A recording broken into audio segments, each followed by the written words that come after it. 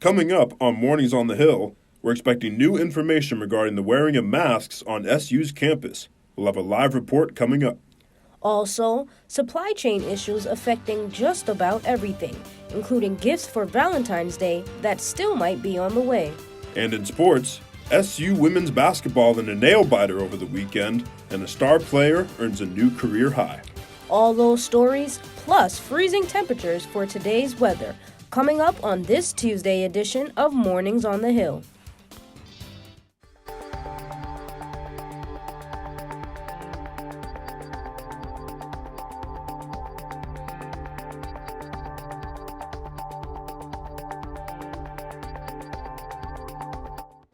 Good morning, I'm Marcus Field. Thank you for joining us for the Tuesday edition of Mornings on the Hill. And I'm Morgan Scott. Here's a look at some of the stories we'll be talking about in our first half hour. Our top story this hour, mask mandates across the country are changing, but what does that mean for the university? Our Allison Turner joins us live to tell us if we'll be staying masked up or if we will be taking them off anytime soon. Thanks, guys. Last week, New York Governor Kathy Hochul announced that the statewide mask mandate would officially expire on Thursday, February 10th. That means masks are not required in businesses, but does that change masking on campus? Not quite. Although Governor Hochul will reevaluate masking in schools in early March, masks will still be required on Syracuse's campus for the time being. A few hours after Governor Hochul's announcement, Syracuse Vice Chancellor Michael Haney sent out a campus-wide email that shared the university's response. The email said that masks are still required indoors on campus in public settings, and we are still in the red level for our masking framework.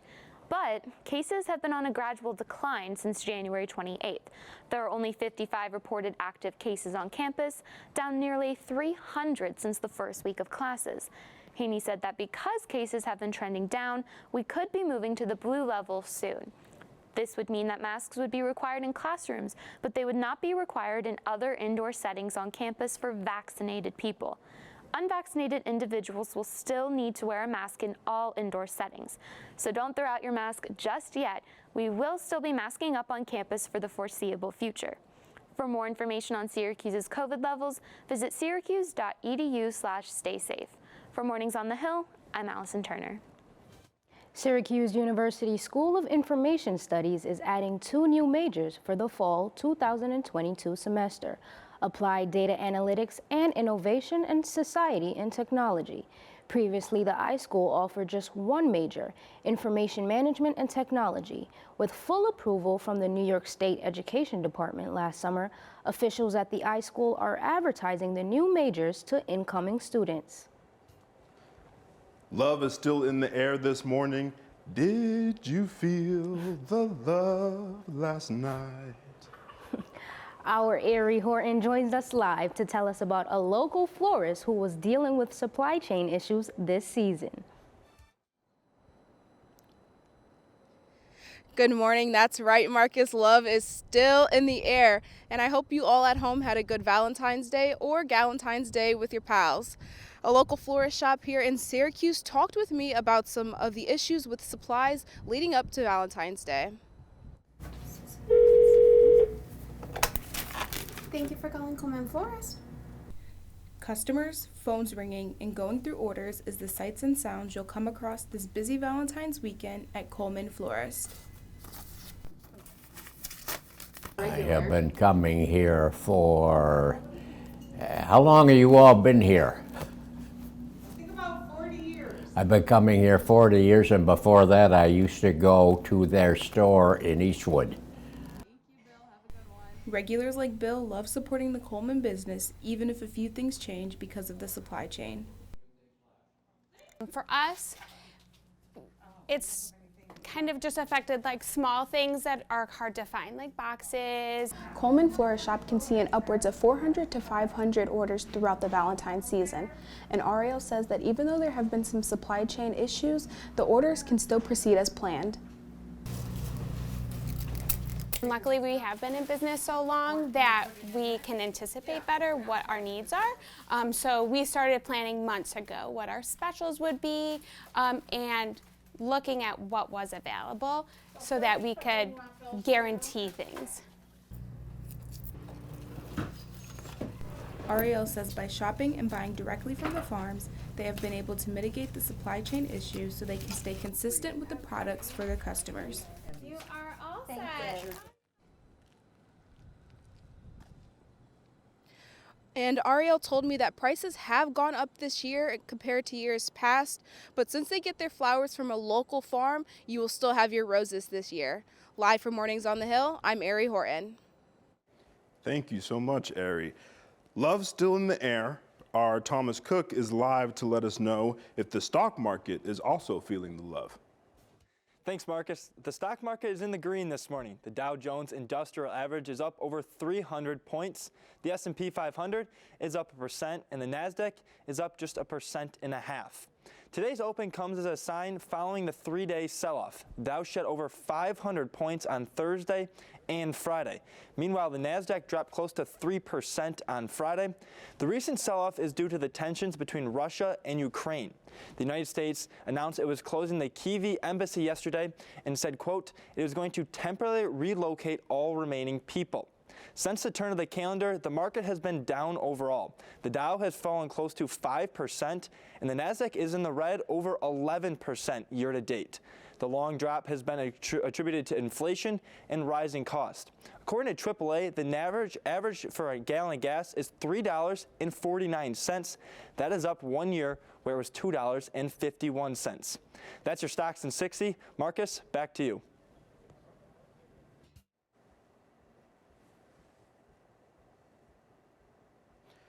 Thank you, Thomas. This Sunday, February 20th, the Black Artist Collective is hosting a screening of The Wiz at the Westcott Theater. This showing is part of a month-long calendar of Black History Month events. This adaptation of The Wiz features stars like Diana Ross and Michael Jackson, and it weaves blues, soul, R&B, and all the beautiful features of the Black experience. This event is free and open to the public and will be running at 1 p.m. And another event making its way to Syracuse soon, country singer Jason Aldean is coming to the St. Joseph's Amphitheater Thursday, September 15th as a part of his rock and roll cowboy tour. And Gabby Barrett and John Morgan will open the show. Tickets for the event will go on sale this Friday at 10 a.m. Coming up on Mornings on the Hill, a longtime institution on Marshall Street will be closing its doors. It will mean one less place to get a slice of pizza. What do our fellow students think? We'll have their reaction after the break. Also coming up, a frigid start to our Tuesday morning. When will we get the weather warmer? Rochelle has a look at our forecast when Mornings on the Hill returns. The Syracuse Winterfest is setting off in 2 days with food, drinks, ice sculptures, and fireworks. It's a good excuse to make your way outdoors. And with this being an outdoor celebration, our Rochelle LeGrand is in studio to tell us what to expect this weekend. Thank you, Morgan. Today it's 12 degrees, but you're definitely going to want to bundle up with a scarf, hat, maybe even 2 pairs of gloves because it feels like it's 1 degree outside. The groundhog was right. You definitely are seeing 6 more weeks left of winter. Humidity is at 67%. Dew point is 3 degrees. And luckily, it's not too windy this morning at only 8 miles per hour for now. However, as the rest of the day goes on, we're seeing a slight chance of snow showers. I always say you're better off safe than sorry. I recommend wearing your snow gear just in case. And as for the rest of the afternoon, it is going to look a little bit gloomy. Temperatures will stay below 30, but it's nothing that we're not used to in Syracuse. As we move further into the afternoon, temperatures will increase to 27 degrees, but will drop to 19 as most of you are leaving work this afternoon. And temperatures will continue to decrease to 11 degrees by midnight. And that's back to you in the studio. Thank you so much. For Black History Month, Mornings on the Hill is highlighting local Black-owned businesses. Reporter Lauren Helmbrecht is live from a fitness center in South Syracuse that's focused on doing more than just getting people's heart rates up. Nationwide, Black and African American people make up less than 13% of gym and fitness club memberships, but not here at Southside Fitness, which opened up 6 years ago in the predominantly Black South Syracuse neighborhood. Southside Fitness' goal? To make sure health and well-being are accessible to everyone in this community. Hold it. Let's go. Work. Getting reps in at the gym can be hard work, especially if you don't feel welcome. From a lack of finances to fear, people often don't even step foot inside to try it out. So that's why Timothy Edwards started Southside Fitness in his own community. Well, people all the time looking through the window. We always invite them in and walk them through, introduce myself, and ask them if they ever been to the gym before. Like I said, 80% of the time they have never been to a gym before. That's why they get intimidated. Edwards grew up in the South Side and built the gym himself as a passion project. For Southside Fitness members, it isn't necessarily the equipment that brings them in the door, but rather the community that helps lift them up. You know, everybody knows their name. My name is like Cheers. We personally know everyone that comes in here. You know, we know their name, and I know every member. We say hi to them. They talk to us every day. They come talk to us about their problems. When you have friends that push you, it makes it a little bit easier to come back day after day. 64-year-old Keith Moody's name is known around the gym. That's because of his dedication. He walks 3 miles round trip, specifically to come to Southside.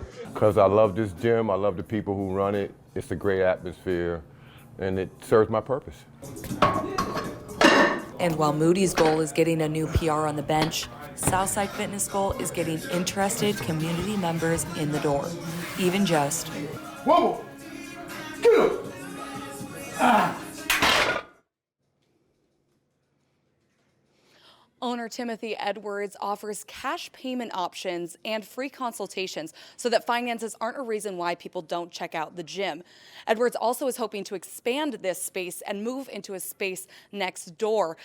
That space is about 3 times larger than what is offered right now at Southside Fitness. With that expansion, owner Edwards is hoping to add turf for local kids to practice sports on, and also a women's only space within the gym. In Syracuse, for Mornings on the Hill, I'm Lauren Helmbrecht.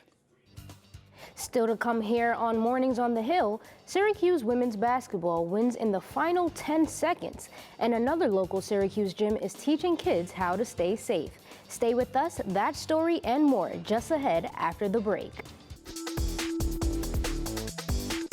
Hello and welcome into sports. I'm Calvin Christopher with your Orange Sports Update here on Mornings on the Hill. Now, we've seen this movie before. No, not that one. No, not that one. That one. Syracuse men's basketball getting written off in January and then starting to surge in February. And that was exactly what was happening until Orange Star big man Jesse Edwards, who has been so crucial to the Cuse winning streak, went down with a season-ending injury last week against Boston College, making the season's happy ending a little more unlikely. And when the Orange went down to Blacksburg this weekend without Edwards, they got romped 71-59 to Virginia Tech. And a game head coach Jim Boeheim says the offense just wasn't enough. We got some good looks. We have 4 or 5 pretty good looks from the three-point line and didn't make them. You have to make those. Our offense just let us down. I thought offensively, we could limit them a little bit offensively, and we did, but we weren't able to capitalize on the offensive end. And those 59 points were the second fewest the Orange have scored in an ACC game this season, bringing the Cuse conference record down to just 500. The good news is they have a golden opportunity to get over that mark when Boston College comes to the Dome Saturday afternoon, a team the Orange have beaten in 7 straight meetings. Moving over to the women's side of things, SU Women's Hoops hasn't had the season head coach Vaughn Reed and company has hoped for. Coming into Sunday's contest against Pitt, the Orange were just 3-5 in ACC play, but the Cuse might have played the game of the year when they went up to the Steel City. Syracuse and Pittsburgh going toe-to-toe. This is a game that was going to highly contested early. Starts with Taisha Xavier, puts it in for Pitt. They're up big early, up 7 right here, make it up 9. A triple goes down by Jayla Everett. Pitt is feeling good. Syracuse needed to come back, and they go to Tisha Hyman, who exploded in this game. The Orange trailed by as many as 13, but this bucket right here after the Alasia Styles miss, she's going to put it in herself. Syracuse claws their way back in, down just 5, and in the fourth quarter. Now we pick it up. Tie game, 15 seconds to go. Ball in whose hands? Well, it's Hyman. She spins on the block and hits. Syracuse goes up by 2. Last second effort for Amber Brown on the other side for Pitt. Great defense, unable to get the shot to go. And Syracuse goes to Pittsburgh and gets the win, 67-65, their 4th conference victory of the season. To lacrosse, it was opening weekend for the SU men's and women's lacrosse team, which means it was coaching debuts for Gary Gate on the men's side and Kayla Trainer on the women's side. We'll start with the men, who welcomed Holy Cross to the Dome and then quickly welcomed Holy Cross out of the Dome. The Orange leveled the Crusaders 28-5 in an offensive explosion, the most goals the Cuse has scored in a season opener, and just 2 goals shy of the team's record of 30 that occurred back in 1991. For the efforts, the Orange move up from 13 to 9 in this week's USILA rankings. That's the good news. The bad news, their opponent, who comes next, that's #1 Maryland, who comes to town next Sunday for a noon face-off.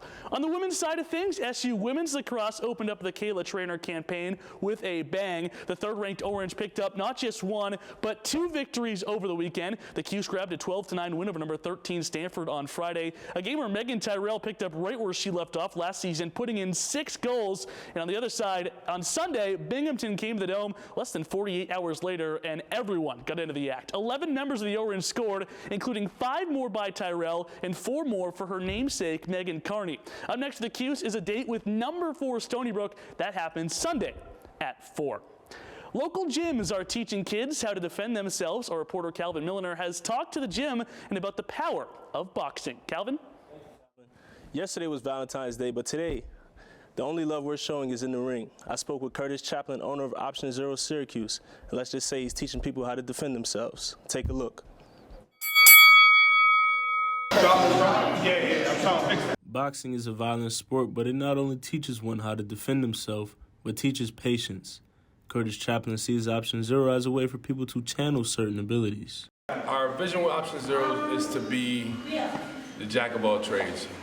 We call it a holistic boxing facility. Emotional, physical, and mental growth for all of our students. Ramir Walker is called Lungs because he never gets tired. With over 200 bouts, Lungs has dreams of making it to the top. I got younger people looking up to me, and plus I look up to other boxers, and it make me work harder, so I want to be where they at one day. Quite the switch up for Option Zero. The gym was birthed during the pandemic and is still looking for ways to get on its feet. Calvin Milliner, Mornings on the Hill. Thank you so much, Calvin. Still to come here on Mornings on the Hill, retro gaming is making its way back to Syracuse and a new fast food chain to hit Marshall Street. Stay with us, that story and more just ahead.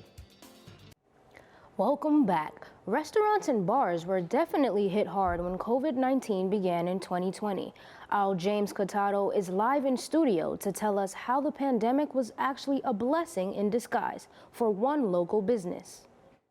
Marcus Morgan, thanks. 3 Lives Barcade in Syracuse is basically the epitome of having fun on the job, but they definitely battled through some serious adversity from the pandemic just to get back to having that fun. Now, they're better than ever. Let's play a game. At 3 Lives Barcade in Armory Square, that's what you do. And games are the heart of this place. From the customer loyalty. And we call them noobs when they walk in. You're a level 1 noob. Every time you visit, you're gonna level up. All the way down to the drinks. You can't go anywhere else and get a health potion. This is the only place you can get a health potion. That's what makes us unique. But 3 Lives owner John Page says it's tough to level up when you open up during a pandemic. They had to cut things back to strictly serving food and drinks because of too many hands touching the games and the worry of spreading germs. But it wasn't all bad. The video game industry boomed when the pandemic hit, and that helped his business when things started to calm down. I think that with the pandemic, rose gaming because everybody was at home and streaming. Which is actually how he picked up a bartender. I assumed you would.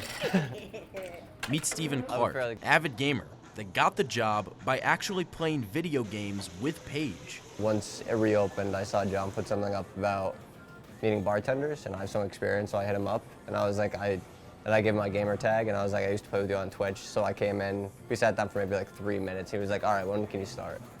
You could say 3 Lives has stolen some hearts of people that are looking to take a trip down memory lane and relive some nostalgic memories from their childhood. I'm usually really good at this, but sometimes I need a couple beers to really get it going. So whether you've collected games your entire life like Jamie Parker, the original Atari, Xbox, the Sega Genesis 80 games in one, PlayStation 1 and 2, hooked up to its own TV with a million games. Unbelievable. So this is like heaven for you, basically. Yeah, this is heaven. Or you just wanted a reason to leave the house and take that trip down memory lane with the family, like Shawn and DELANEY. Out of these, I like The Simpsons. It's just fun, nostalgic, remembering being a kid. It's a way to build community and merge the gap from then to now. Three Lives just held their Valentine's Day brunch, which they said was a great turnout over the span of 4 hours. And Paige says they're still looking to grow by the day. They hope to expand their space in years to come. Reporting in studio, James Catato, Mornings on the Hill. James, Three Lives definitely looks like a fun time. Thank you so much. Now, I don't know if you all remember the Popeyes chicken craze of 2019, but I sure do. Morgan, that first sandwich was hella good. Marcus, I second that. That spicy chicken sandwich, that was insane. And our Miles Hood took to Syracuse University to see if we could be seeing that in our near future. Marshall Street is getting ready to say goodbye to a legend. Acropolis is planning to close its doors, and Popeyes is planning to take its place. Now, I had to get the team's reaction and where their favorite chicken spots come from. Acropolis may be closing, but I had to ask one question. How do you feel about fried chicken? I love fried chicken. Who doesn't like fried chicken? I think it's a fan favorite, so definitely get a lot of traction. I could care less. Popeyes is a little bit overrated. I've had Acropolis before, just one time. Thought it was okay, but not nearly as good as Popeyes. And one restaurant came up more than the others. Chick-fil-A. I mean, that's the only legit answer we're talking about here. I like Chick-fil-A. I would have loved that. Second meanest thought though in that Chick-fil-A, that will bust. Bussin'. Good food. Man, my favorite chicken is my mother's barbecue chicken. You know, there's nothing better than that. You know, that sweet baby Ray's. Even our reporters who don't eat meat had an opinion. Popeyes needs to step it up like KFC and bring some vegan veggie chicken nuggets to the menu. It's going to be a change for sure, but I know that the chicken sandwich is going to be excellent. Back to y'all. What do you think about that, Marcus? Are you here for Popeyes coming to Syracuse? Absolutely. Popeyes is definitely one of my favorite restaurants for sure. You said you've been to Acropolis. What do you think? Would you prefer Popeyes over it though? Yeah, I'd say so. Okay. Right. That's going to do it today for us this Tuesday here on Mornings on the Hill.